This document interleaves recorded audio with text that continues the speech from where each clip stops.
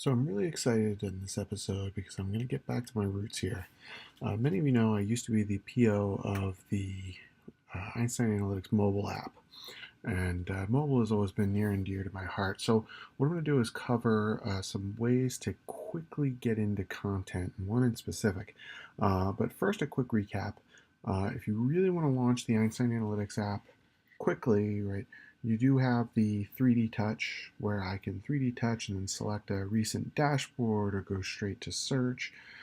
You've also got the spotlight search where if I just start typing in Einstein or analytics, the Siri suggested apps, it's going to pop up right there.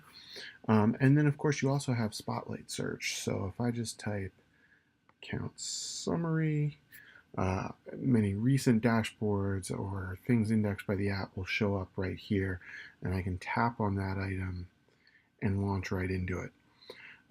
So that's well and good. That's going to save you a little bit of time, but in case you've been living in a cave for the past couple of years, you may know that voice is really the hot thing right now.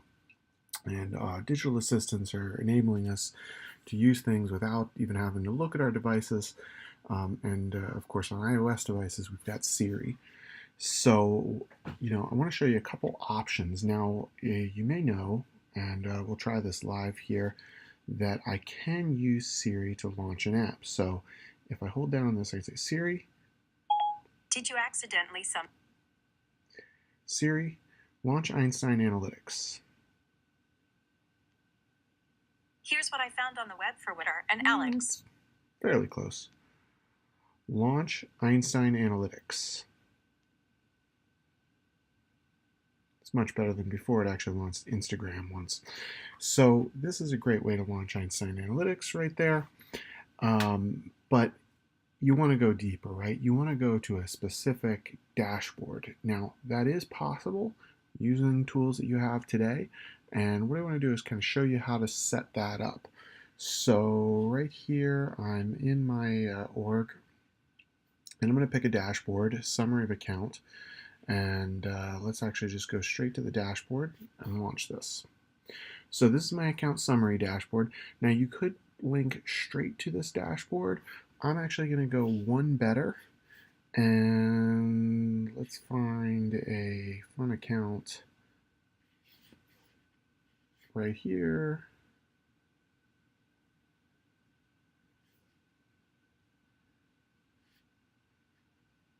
And I'm actually going to deep link right into this account. So I'm going to pull up my account, the summary of account dashboard here, and I'm already filtered by LSLink, basically creating a view. Now this could be a saved view, or this is just ad hoc that I created. So what I go here is I'm going to go to the share and the share link, and we're going to copy this share link to the clipboard. So now I've got a link that brings me back to that dashboard. So what can I do with it? So first I'm going to introduce you to a new app. This is an app from Apple, and it's called the Shortcuts app. So this is actually an iteration on the acquisition they had of an app called Workflow. Absolutely amazing app, amazing team. And they enable you to kind of create shortcuts and automations so you can do tasks quickly. What they've recently added too is the ability to link these up with Siri so that you can invoke these actions on Siri. This is an Apple app. So you can just go ahead and download this. It is free on the App Store, and I'm going to hit the open button here. So you see this list of pages right here, and actually I'll even tell you the iPad experience is even better than the phone experience, but I'm going to do this from the phone because it's a little bit more useful to have Siri shortcuts. Since the iPad, it's just kind of easier to tap around. You may not need as many voice shortcuts. So I've created a new shortcut. Now what I'm going to do is I'm going to add a object here. I'm going to add a text object. Now you can also add a URL object. I use the text object just because it's easier to read. And I'm going to paste that link that I copied in. So you see this is the URL for my dashboard. It's the sharing link. And I am done with that. And then what we want to do is we want to open this. So I'm going to search for open, and we've got an open URLs action. So this takes that text and just opens it like a URL. So we can test this out. I'm going to hit the play button, and it's going to redirect over to Safari. Safari is going to say open in analytics, and here we go over to analytics, and let's see if that worked. Oh, I don't think it did. Let's try it again, see if we can get it to work. And there we go. So we've launched right into this dashboard, and we've deep linked right to that account, Ellis Inc. So that's really cool, and that's really all you have to do in order to get this set up. Now, what you can also do, though, is you can go into the settings and you can say add to Siri. So when I go to add to Siri, I can record something like view Ellis Inc. summary. Close enough. I'll take that. And now I can hit done. The other thing is I can also give this a icon. I'm going to give this a Salesforce blue bar chart right there, and give it a name. Hey, Ellis Inc. So that's really all you need to do. And if you're happy with that flow, you can pretty much just stop right there. But what you will notice is when I do this, right, it goes to Safari. I get this open in analytics. I have to hit the open button, and that may irk your sense of productivity here. So what I want to do is I also want to show you how you can clean that up a little bit. So in order to clean that up, we've got to introduce you to the notion of a URI.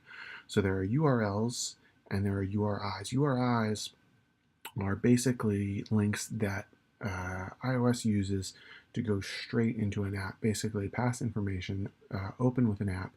Instead of a protocol like HTTP or HTTPS, the protocol will define what app it's going to use to open it, and then it will use that URI to invoke that app. Now, Einstein Analytics supports its URI, so let me show you how to look up what URIs Einstein Analytics supports. So the easiest way to learn more about the URI is to just Google Einstein Analytics URI scheme.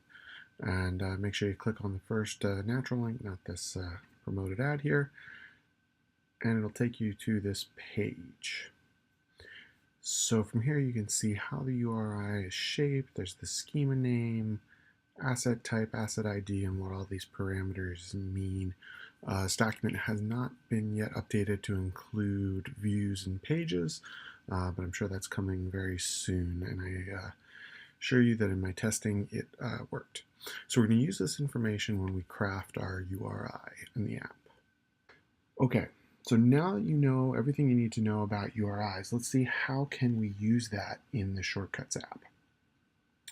So I'm going to get rid of this so we can do some testing. We've got this URL right here. Now the first thing we want to do is we want to break out the information that we need.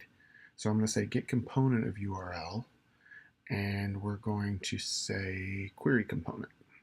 So this is going to break off basically everything after the question mark, all of these name value pairs right there. And what you can do is you can only run this just to iterate and see what it's doing. So I can see, hey, this is just that last section of the URL. All right, so now that I have that, what we want to do is we want to generate a URI. Now you can use the you can use the text or you can use the URL. I'm actually going to use the URL object because when I was playing around with this, if you use the text, autocorrect will kill you, even though it's a little harder to read in the URL because it's only one line.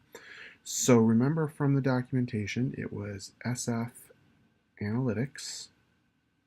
So that's our protocol, ://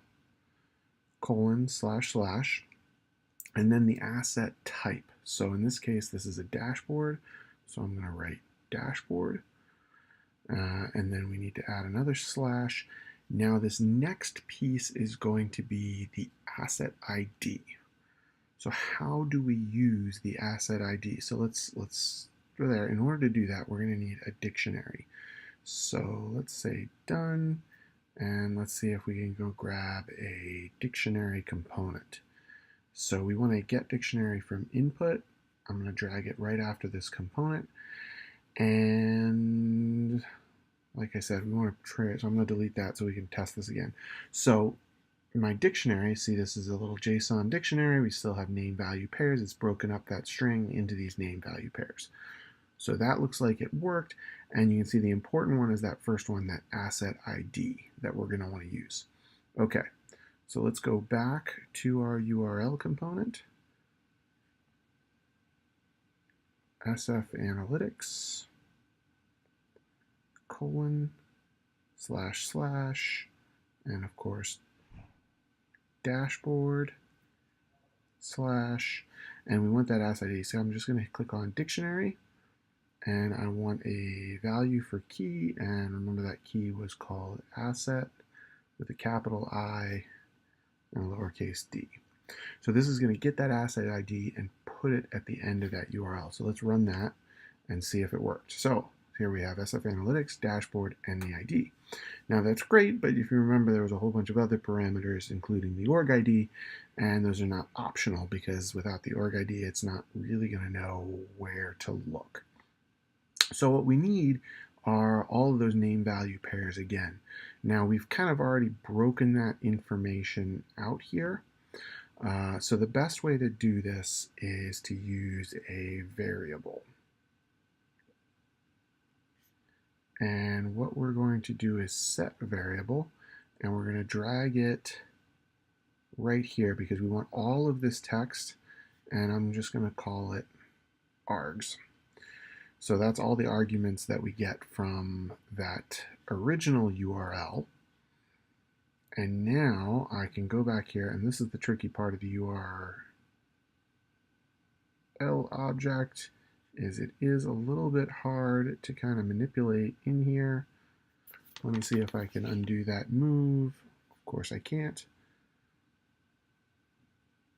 So let's go back to SF Analytics, colon, slash, slash, dashboard, and we're going to move to the end. Here we go. Now remember that at the end we're going to need a question mark, and then what we want to do is we want to add a variable. So I hit variables, and that variable args. Now again, we're going to preview this and see if it worked. Now what this did is takes the entire args in there. Now even though we've used asset ID, we really don't need it in the URI anymore. It's there. You know, I don't really feel a need to clean it up. I think having extra information really won't hurt us. So this URI scheme looks right to me. Now we need an open action to actually act on it. So I'm going to say open URLs, and we add that to the end of our workflow. So here we go. Let's try it. I'm going to run this. Boom, and we've opened up that dashboard. Now let me close that dashboard just to prove that it worked. Now in my testing, the first time you do this, it will ask you for confirmation. Are you sure you want to open the Einstein Analytics app? And you say yes, but subsequent runs when you do that, it's not going to ask you that, so don't worry about that. So now we've set up our shortcut, and we still have our Siri phrase that we can use to invoke this. So actually, let's try that out, and let's see if it works. View Alice Inc. summary. It's running the shortcut, and there's the dashboard. So now you can imagine you could do this with many dashboards or many views of the same dashboard, many views of different dashboards, and you could just have everything kind of accessible with strategic voice commands here. So it's really useful, and I want to show you one more feature because this is what I'm going to do directly after I create this. After I create this video, is you can go in here and you can actually have an import question. So I'm going to add a question, and I'm going to say I want the text to be specifiable, and I'm going to say paste the share link here. So this is where you're going to paste the share link of any dashboard you want to do.